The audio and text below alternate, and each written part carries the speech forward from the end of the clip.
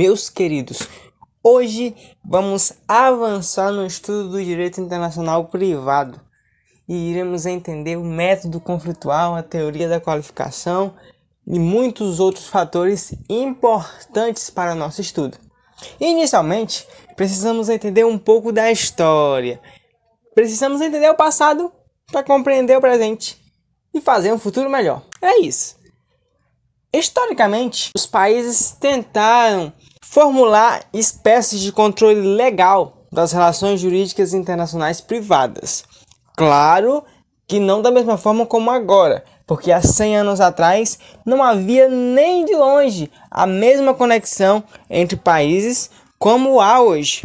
Historicamente, há indícios e tentativas de controlar as relações jurídicas internacionais privadas. O primeiro tipo de controle é o controle pela unificação do direito privado, ou seja, unificar todos os direitos privados de todos os países existentes da sociedade internacional, formando um só, como se fosse o direito privado do Brasil.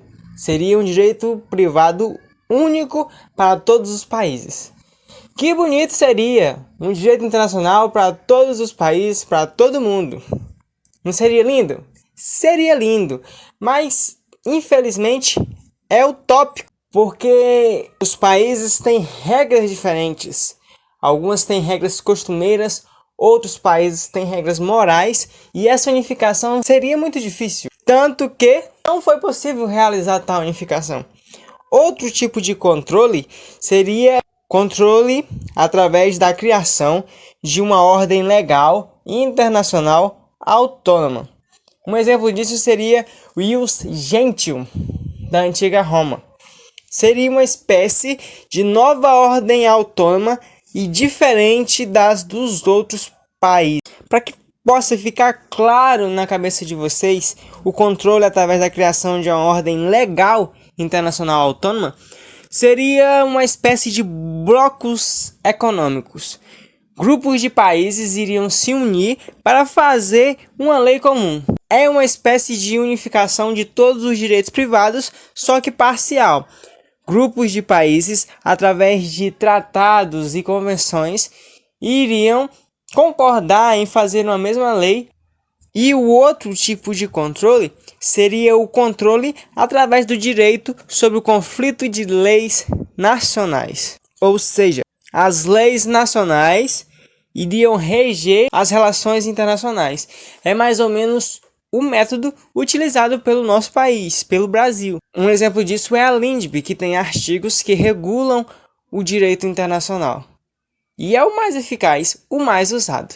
Sabendo disso, vamos começar a falar sobre o método conflitual. Método conflitual é dividido em dois momentos. Temos a teoria da qualificação e elementos de conexão. Na teoria da qualificação, temos uma prévia qualificação da natureza jurídica privada. É uma qualificação feita na sua mente. Por exemplo, jovem de 16 anos. Você qualifica na sua cabeça, você imagina um artigo do Código Civil. É mais ou menos assim como funcionaria a teoria da qualificação. Você iria enquadrar os fatos, o caso concreto, os institutos disciplinados pelo direito internacional privado. Darei alguns exemplos: direito das obrigações, direitos reais, direitos da família, direito das associações, direito pessoal, como o nome, capacidade. Sendo assim, você iria imaginar, iria enquadrar, iria qualificar em qual dos ramos do direito internacional privado ele iria se enquadrar. Após você qualificar, você iria conectar ele. Iria então surgir os elementos de conexão. É a parte do direito internacional privado que determina qual o ordenamento jurídico aplicável a determinada questão. Não entendeu nada? Deixa eu tentar explicar. A conexão vai ser a ligação entre uma situação da vida e a norma que vai regê-la. É o que vai indicar qual legislação vai ser utilizada. Por exemplo, temos a morte de um pai que é francês, mas que tem filhos residentes morando domiciliados no Brasil. Você qualifica essa em qual? Direitos reais. Funcionaria mais ou menos assim.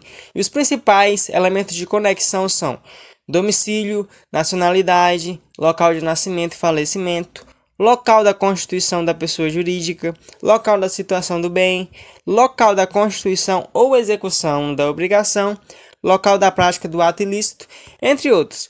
Um exemplo disso seria o artigo 7º da Lei de Introdução às Normas do Direito Brasileiro. Vamos ler a redação. A lei do país em que for domiciliada a pessoa, domiciliada, você acabou de achar o elemento de conexão, determina as regras sobre o começo e o fim da personalidade, o nome, a capacidade e os direitos de família. É o objeto de conexão.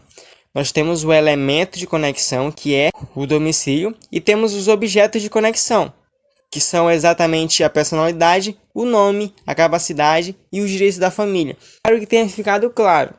Você qualifica a situação rotineira da vida, em qual dos ordenamentos disciplinados pelo direito internacional privado será aplicável. Depois de qualificar, você vai ver qual elemento conecta essa situação real com a legislação aplicável. Simples assim. E para encerrar a aula, só queria expor com vocês o artigo 17 da LINDB, que diz: se as normas indicadas pelo direito internacional privado para solucionar um conflito com conexão internacional ofenderem a ordem pública, a soberania nacional e os bons costumes, tais normas não serão aplicadas. Então, funciona assim. O direito internacional é respeitável, mas calma lá que não é qualquer coisa que a gente aceita. Ainda temos soberania, ainda mandamos e funciona do jeito que a lei brasileira decide, do jeito que a lei brasileira quer, do jeito que a LINDB o diz no artigo 17, ordem pública, soberania nacional e os bons costumes são mantidos aqui na nossa terra. Só para deixar claro. No nosso próximo vídeo traremos sobre fontes, porque a gente precisa saber quais são as fontes do direito internacional privado.